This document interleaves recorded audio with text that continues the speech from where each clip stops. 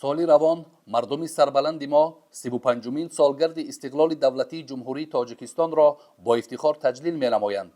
маҳз ба шарофати хизмати содиқона ва шарафмандонаи ҳар як фарди худогоҳу хештаншинос, инчунин дастгирӣ ва пуштибонӣ аз сиёсати хирадмандонаи пешвои миллат муҳтарам Эмомалӣ Раҳмон, мо ҳар як қадами истиқлолро бо дастовардҳои бузург ва тантанаҳои навин истиқбол мегирем.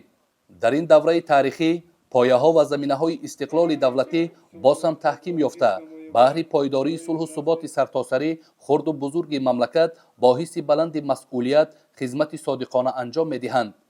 ин нуктаро масъулини вазорати мудофиаи ҷумҳурии тоҷикистон зимни вохӯрӣ бо сокинон ва намояндагони касбу кори гуногуни ноҳияи Шаҳристон таъкид намуданд. зимни баргузории ҷамъомад гуфта шуд ки машғулиятҳои таълимии тайёрии сафарбарӣ ва мудофиаи ҳудудӣ аз ҷумлаи чорабиниҳои муҳими ҳарбӣ ба шумор рафта, иштирок дар он аз сатҳи омодагӣ, масъулиятшиносӣ ва ҳисси ватандӯстии ҳар як шаҳрванд дар ҳифз ва мудофиаи якпорчагии Тоҷикистони соҳибистиқлол шаҳодат медиҳад. дар ноҳияи Шаҳристон низ сокинон бо рӯҳияи баланди ватандӯстӣ ва омодагии доимӣ барои ҳифзи ҳар ваҷаб хоки муқаддаси ватан дар ин чорабинӣ фаъолона иштирок намуда, садоқати худро ба халқу ватан нишон доданд.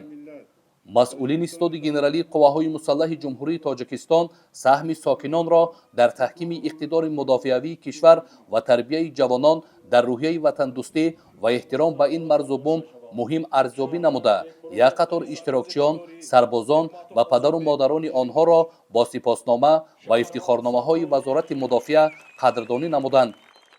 дар стоди мудофиаи ҳудудии ноҳия масъалаҳои вобаста ба ҷамъомад мавриди баррасӣ қарор гирифта, таъкид гардид ки сокинон бо меҳнати созанда, ҳисси баланди ватандӯстӣ ва омодагии ҳамешагӣ барои ҳимояи ватан дар таҳкими истиқлол, сулҳу субот ва рушди минбаъдаи кишвар саҳми арзанда мегузоранд.